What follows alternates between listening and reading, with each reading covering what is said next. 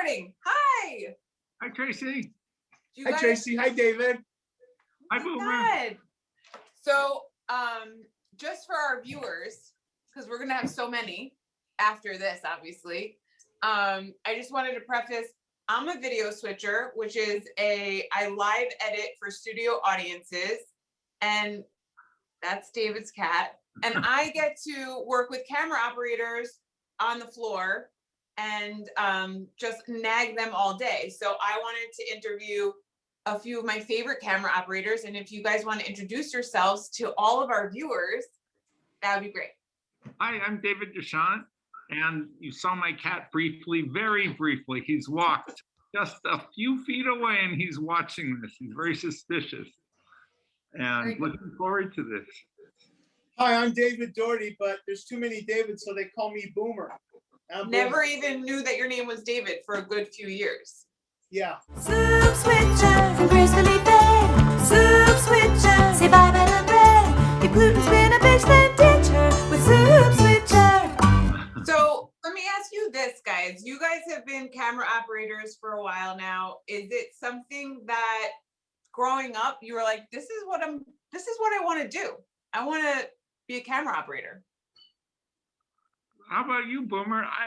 I think it's sort of, I started in film school and I thought I wanted to be a director, but I wasn't really committed to that. And then I bought a camera, a movie camera, an Airflex movie camera. And it was like, yeah, and I bought it kind of on a whim. And by buying that camera, I created my own identity out of a purchase, out of not a medium-sized purchase, which is, a funny way to do it. And it was something I didn't realize I was doing at the time. But once I had the camera, I was like, okay, I'm a cameraman, and that's it. And I just stick with it. How do you get into it? Like, how do you get into camera operating? Oh, well, just it takes forever, like everything in Hollywood, I just started on all these terrible movies, and they were so bad, and each one was a horror experience. They weren't all horror movies, but they were all horror to work on. I thought I wanted to be an art director for advertising agencies, and I was working when cable television studios came out. I got to be the art director as an intern art director. Well, I learned all about videotape and editing, and this was in the mid 80s. And so I made a video, and it was kind of like before all this swish pin, and you can just imagine Boomerville kind of crunchy video. And I'll never forget the director of the programming. He looked at it and went, okay, I was so proud of it. It's just like, oh, slash cuts, whip pans, before any of that MTV stuff. Again, so the next day he calls me into the office and says, listen, David, you're a fine specimen. You will rise to the top, but I don't think we need your services here anymore.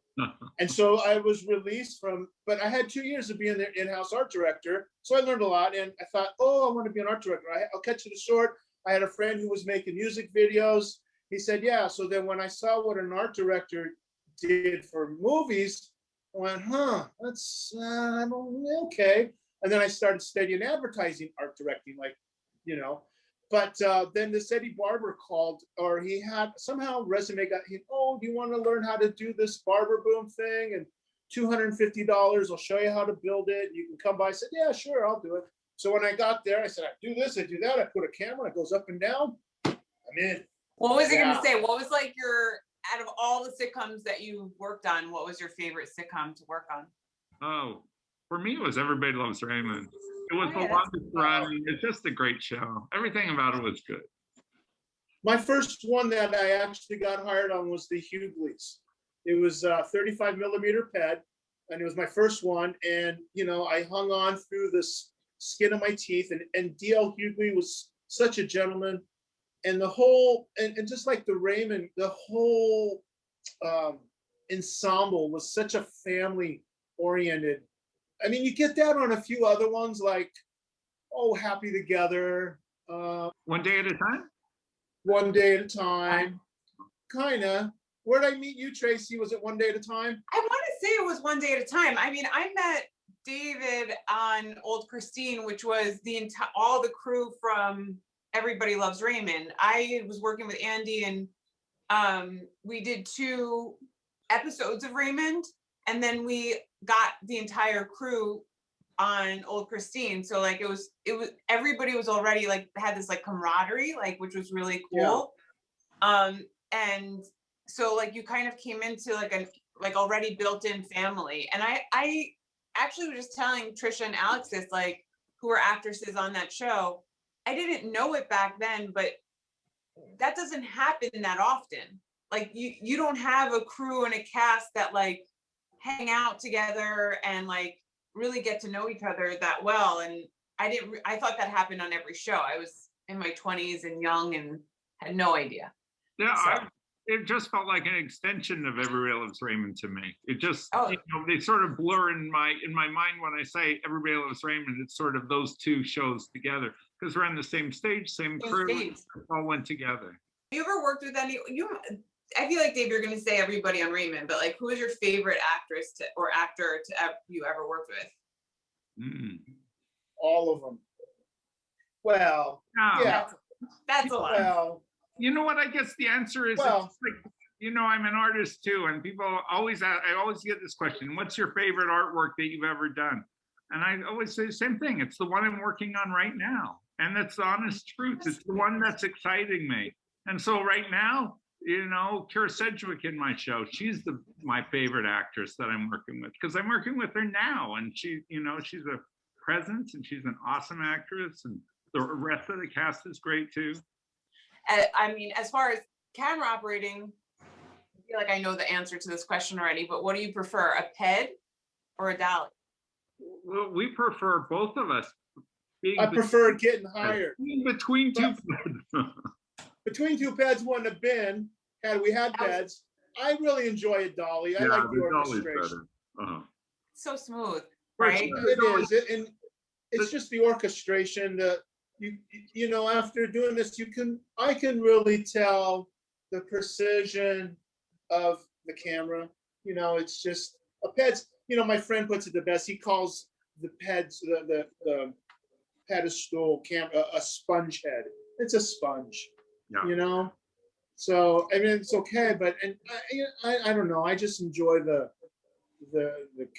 calibration of, and the orchestration of, okay, we go to here, to here, to there, to there. It's kind of fun socializing with the 2 people that are working on your. The dolly is so much, it's fun, and it's everything Boomer says, more precise. I mean, I agree. Like, I think the PEDs good when we're between 2 PEDs though. people don't know this, but we started a television show while we were on a television show called Between 2 PEDs. We did 1 episode. We interviewed Victor. All I know is I asked David and I asked Victor the same question, and I said, what was the most exciting thing you worked on? David didn't answer, and then Victor said Titanic, and it blew my mind. The video blew up at that moment. It was really, Right, like, it was the best. It was probably the best interview I've ever done. You know, and then I fell off the chair. Really, really the thing is why. Yeah, that's right. I remember you were laughing pretty hard. You fell off the apple box. The apple box. That's The correct. apple didn't fall far from the tree. Or the apple didn't fall far from the box. Worked on Titanic? I did. You did? Have you ever worked on anything that big? I thought you meant to just say anything. Wow. How did you get to be a switcher?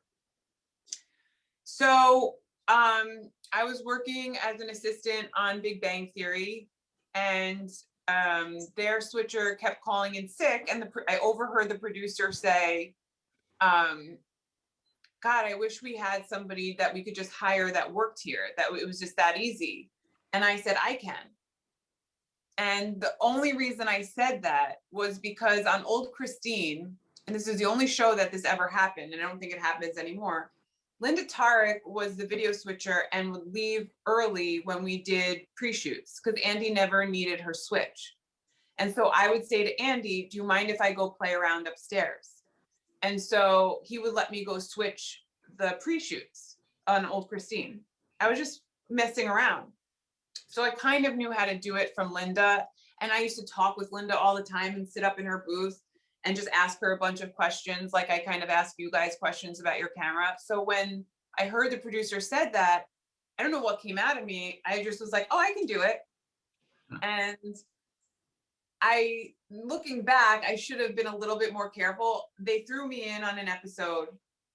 Working for Chuck Lorre is very different than working for other producers. He's very, he loves the switch, and it's very, very, very important that it is exactly right.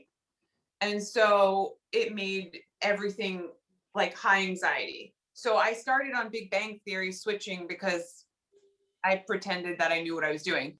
So we've hung out so many times on set, which is like my favorite thing to do, because as a video switcher, I spend a lot of time alone in a booth, and I don't get to hang out. But when we get to hang out, we're at craft service, we're eating.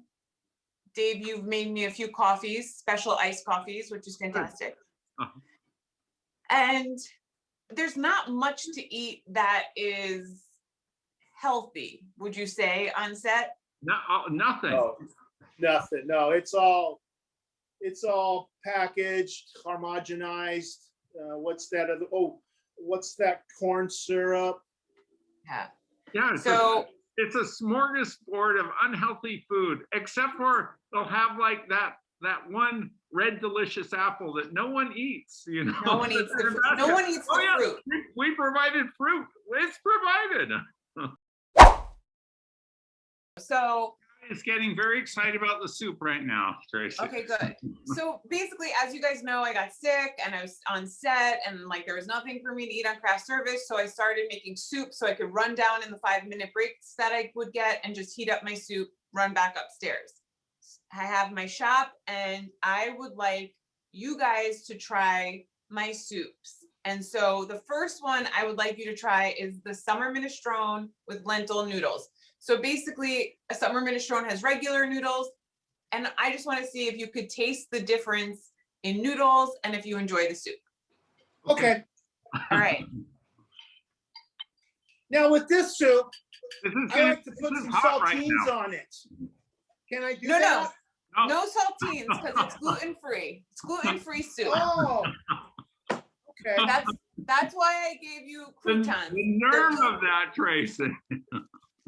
Yeah, I did get these. I thought it was for salad. I could put croutons in soup.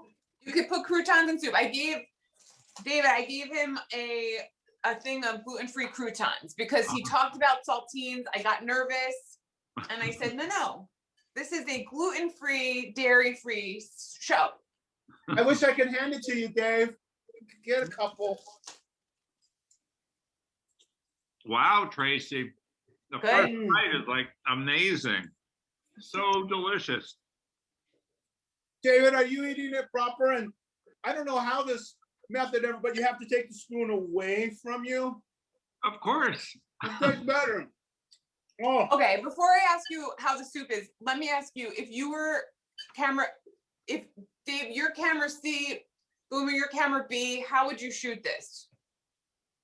How would you shoot the soup? I'd Close up. shot. zoom into the soup. I knew camera B would always be that wide shot, or it actually B and C. I would come in, Interchange. I would kind of come down because I like the boom crane stuff. I would come down into it and Dave would have the tight shot. And then you would get I would frame it super high speed. So it would be like this, the spoon going into it, high speed, me going with and then high speed. And I would switch it from your camera to Dave's, from that zoom in to the close up. But for real, the soup, it's so fresh. You like It's it? so fresh. Like you picked the vegetables yesterday.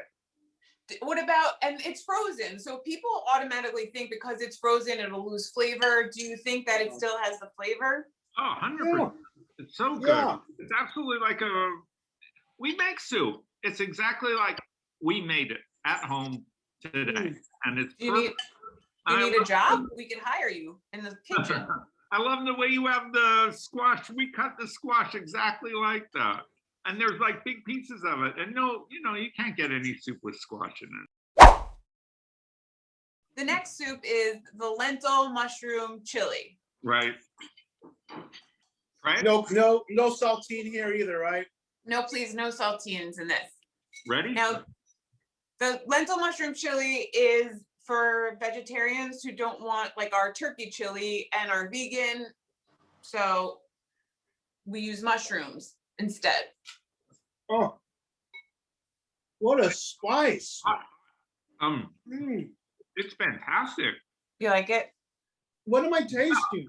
Like real chili, like Yeah, chili John's in Burbank and Tommy's chili. This is Yeah. good chili. You but know? no beef bouillon or anything like that, right? No.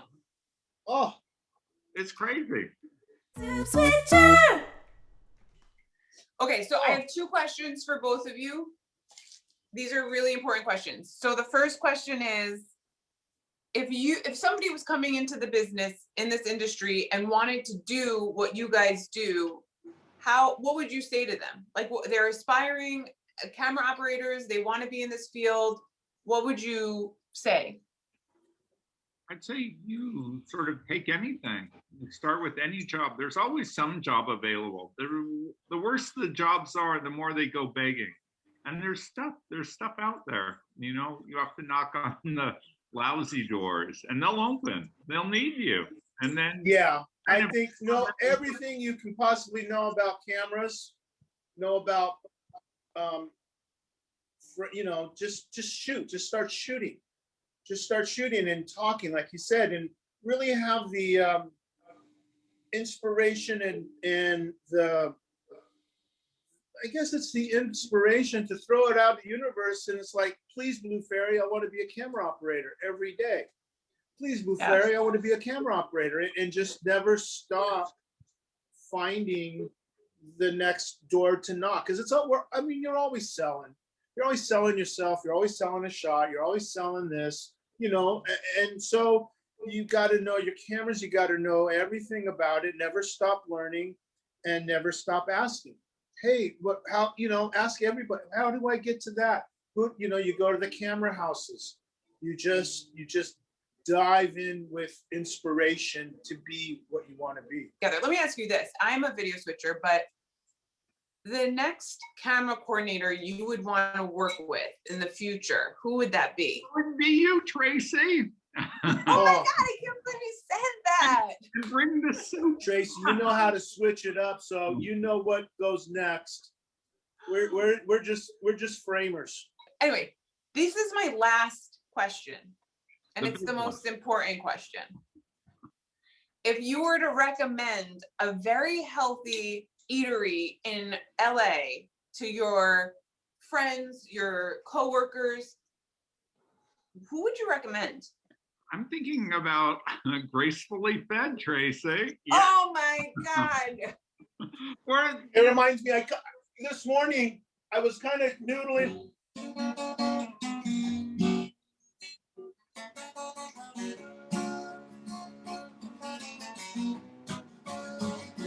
I'm gracefully fed.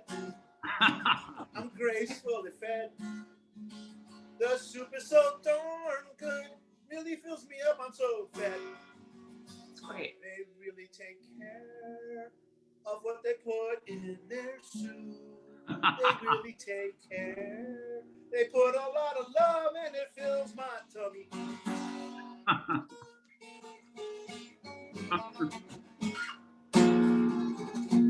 Whoa. Gracefully fed. oh, Lord, man, thank you so Tracy. much. That was fantastic. COVID. Guys, thank you so much for doing this. I'm glad you like the soup. And I'm Oh, glad I you love took the time. I like the soup, Tracy. I love the soup. And I love the cook who made the soup. Oh, Oh, thank you. it really is made with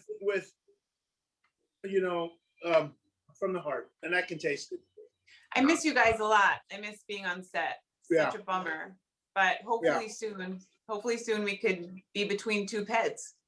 She was a video switcher in TV at the time. Then whoops, suddenly that girl's got Lyme. Her health is back on track cause she switched up her diet. And now she's forcing all her friends to try it. Soup